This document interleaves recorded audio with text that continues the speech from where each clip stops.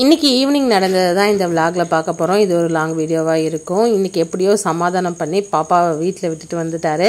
சமாதானம் பண்ணி விட்டுட்டு வந்தாரா என்னன்னு தெரியல. வீட்டுக்கு போனால் தான் தெரியும். போகிற வழியிலே இந்த 2 மாடு சண்டை போட்டுட்டு இருந்துச்சு. என்ன பிரச்சனைன்னு தெரியல. அப்படியே அதுங்களை கடந்து அப்படியே வந்தாச்சு. இன்றைக்கி பாப்பா இல்லைல்ல, அதனால் கடைக்கு எதுவும் போகல, டைரெக்டாக வீட்டுக்கே போயிடலாம் அப்படின்னு. நேற்று ஞாயிற்றுக்கிழமை, ஆனால் ஞாயிற்றுக்கிழமை மாதிரியே போகல. அமாவாசை வந்ததுனால ஃபுல் வெஜிடேரியனாக போச்சா, அது ரொம்ப மனசு குறையாவே இருந்தது. இன்றைக்கி மதியம் வேறு லஞ்ச் பாக்ஸ் பார்த்துருப்பீங்க, எல்லாமே ஒரு மாதிரியாக இருந்தது. அது ரொம்ப மனசுக்குள்ளே ஸ்ட்ரெஸ்ஸாக இருந்ததுனால போயிட்டு அப்படியே சிக்கன் எடுத்துகிட்டு வந்துட்டோம். நைட்டு செஞ்சிடலான்ட்டு. நாளைக்கு சாப்பிட மாட்டேன், இன்றைக்கி நைட்டே செஞ்சு சாப்பிட்ருந்தோம். வீட்டுக்கு வர்றதுக்கு முன்னாடி எங்ககிட்ட கோச்சிங்னு ஒருத்தர் போனார். அவரோட ரியாக்ஷன் பாருங்கள். என்னென்னா இன்றைக்கி அவரை கூப்பிட்டு வரல, அதனால் ஒருத்தர் அப்படி வச்சுக்கிட்டா எங்களை பார்த்தனே சாப்பாடு செஞ்சு கொடுத்தனே சமாதானம் ஆகிடுவா. அவங்களுக்கு பிடிச்ச டிஷ்ஷு தான் இன்றைக்கி செய்ய போகிறேன்.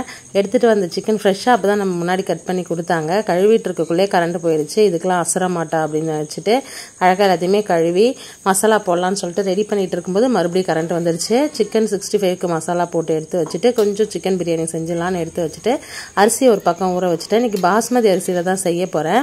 எங்கள் வீட்டில் பிரியாணி மஞ்சள் கலராக இருந்தால் பிடிக்கும் பசங்களுக்கு. அது என்னன்னு தெரியல, கலர் பவுடர்லாம் ஆட் பண்ணாமல் மஞ்சள் போட்டு மஞ்சள் கலராக கொடுத்தோன்னா மஞ்சள் பிரியாணின்னு சொல்லுவாங்க. அதை விரும்பி சாப்பிடவும் செய்வாங்க. அந்த மாதிரி தான் இன்றைக்கி செஞ்சுருந்தேன். பாஸ்மதி அரிசியில் இன்றைக்கி கொஞ்சம் நல்லாவே செஞ்சுருந்தேன் அப்படின்னு சொல்லலாம். ஏன்னா எனக்கு சாட்டிஸ்ஃபைடாக இருந்தது. எந்த ஒரு சாப்பாடும் எனக்கு பிடிச்சதுன்னா அது நல்லா இருக்குது அப்படின்னு நானே நினச்சிப்பேன். மற்றவங்கள பற்றி நான் கன்சிடர் பண்ணிக்க மாட்டேன். ஏன்னா நான் தானே சமைக்கிறேன், எனக்கு பிடிக்கணும், என்னோடய டேஸ்ட்டுக்கு செய்வேன். எப்போயாவது பசங்களுக்கு ஏற்ற மாதிரி காரம் மட்டும் குறைச்சி போட்டுப்பேன். நான் அப்படி தான். இது நீங்கள் செல்ஃபிஷ் அப்படின்னு கூட சொல்லலாம், பட்டு நான் அப்படி தான். ஒரு பக்கம் பிரியாணிக்கு ரெடி பண்ணிவிட்டு மசாலா போட்டுட்டு ஃப்ரீசரில் 65க்கு எடுத்து வச்சுட்டேன். அதுக்குள்ளே பிரியாணி ரெடி ஆயிடுச்சு. பிரியாணி எனக்கு குக்கரில் தான் வச்சேன். நான் குக்கரில் வைக்கும்போது ஹை ஃப்ளேமில் ஒரு விசிலும் அப்புறம் மீடியம் ஃப்ளேமில் ஒரு 2 விசிலும் வச்சு எடுப்பேன். அது எனக்கு கரெக்டாக இருக்கும். பாஸ்மதி அரிசிக்கு கரெக்டாகவே இருக்கும். நான் 3 டம்ளர் அரிசி போட்டிருந்தேன். அதுக்கு 4.25 டம்ளர் தண்ணி வச்சுருந்தேன். நல்லா இருந்தது. இது எந்த பிராண்ட் பாஸ்மதி ரைஸும் கிடையாது. இங்கே லோக்கல் கடையில் லூஸில் கிடைக்கும் அந்த பாஸ்மதி அரிசி தான். இது 1 கிலோ 100 ரூபா தான். இதுவே நல்லா நீட்டமாக இருக்கும். அப்புறம் ஒரு பக்கம் எண்ணெய் காய வச்சுட்டு அதில் 65 போட ஆரம்பிச்சிட்டேன். இந்த பக்கம் விசில் வந்துடுச்சு. 3 விசில் வந்துட்டு அது அடங்கினதுக்கப்புறம் அது தம் ரெடி ஆகிறதுக்குள்ளே இதை போட்டுச்சு எடுத்துட்டோன்னா பசங்களுக்கு கொடுக்கறதுக்கு கரெக்டாக இருக்கும் அப்படின்னு சொல்லிட்டு ஒரு பக்கம் பொரிக்க ஆரம்பிச்சிட்டேன். ஏற்கனவே வெங்காயத்தை அரைஞ்சி தயிரில் ஊற போட்டுட்டேன். ஏன்னா வெங்காயம் அப்படியே கலந்து சாப்பிட்றத விட கொஞ்சம் ஊறி சாப்பிட்டா நல்லாவும் இருக்கும். அதனால் இந்த குழம்பு வைக்கிறது, இந்த வறுத்து கொடுக்கறது, இந்த ஐட்டத்தெல்லாம் விட இந்த மாதிரி பொரிச்சு கொடுத்தோன்னா பசங்களுக்கு அவ்வளோ பிடிக்குது. நமக்குமே பிடிக்கும் தானே. அதனால தான் இது தான் செஞ்சுட்டேன்.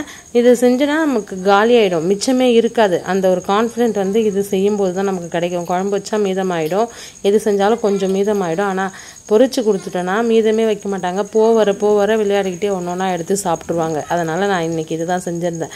ஏன்னா நாளைக்கு கிருத்திகை, கண்டிப்பாக ஒன்று கூட இருக்கக்கூடாது. பாத்திரத்தெல்லாம் கழுவி போட்டுருவேன் நைட்டே. அப்புறம் பொரிச்சு எடுத்ததுக்கப்புறம் விசில் அடங்கி ஒரு 10 மினிட்ஸ் பக்கம் அப்படியே தம்லேயே வச்சுருந்தேன். வச்சதுக்கப்புறம் எடுத்து பார்த்தேன். நல்லா உதிரியாக சூப்பராக வந்திருந்தது. நல்லா மணமாகவும் இருந்தது. திறக்கும் போதே பசங்க ஆஹா ஓஹோன்னு பாராட்டின்னு இருந்தாங்க. அதை நான் முன்னமே சொல்லியிருக்கேன்ல, நான் எவ்வளோ மொக்கையாக செஞ்சாலும் எவ்வளோ இதுவாக செஞ்சாலும் என் பிள்ளைங்க என்னை பாராட்டிடுவாங்க. ஆஹா ஓஹோ அப்படி இருக்குது இப்படி இருக்குது, அற்புதம் பிரமாதம் அப்படின்னு சொல்லிட்டு. அதனால் மற்றவங்க என்ன சொல்கிறாங்கன்றதை நான் பெருசாக கன்சிடர் பண்ணிக்க மாட்டேன். அதுவும் இல்லாமல் நான் செய்கிறது எனக்கு பிடிச்சிரும். அது எப்படி இருந்தாலும் அது நான் செய்கிறதுனாலே என்னன்னு தெரியல, எனக்கு பிடிச்சிரும். நான் சாப்பிடவும் செஞ்சுருவேன். இன்றைக்கி ஆனால் நல்லாவே இருந்தது. பார்க்கவும் நல்லா இருந்தது, சாப்பிட்றதுக்கும் உப்பு காரம் எல்லாமே கரெக்டாக இருந்துச்சு.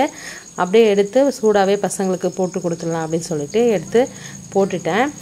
நான் பிரியாணியில் பீஸ் அதிகமாக போடல, ஒரு 4-5 பீஸ் பக்கம் தான் போட்டிருந்தேன். ஏன்னா எல்லாமே பொரிச்சு கொடுத்துட்டா அவங்க சாப்பிட்டுப்பாங்க. பிரியாணியில் போட்டால் அவ்வளோ விரும்பி சாப்பிட மாட்டாங்க.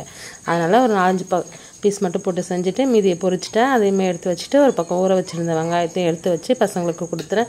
நல்லா சாட்டிஸ்ஃபைடான ஒரு டின்னர். பிளேட் பார்க்கும்போதே ரொம்ப சாட்டிஸ்ஃபைடாக இருந்தது. நைட்டு சாப்பிட்றதுக்கும் ரொம்ப ஹாப்பியாக இருந்தது. உங்கள் வீட்டில் என்ன டின்னர்ன்றதை மறக்காமல் கமெண்ட் பண்ணுங்கள். வீடியோ பிடிச்சிருந்தா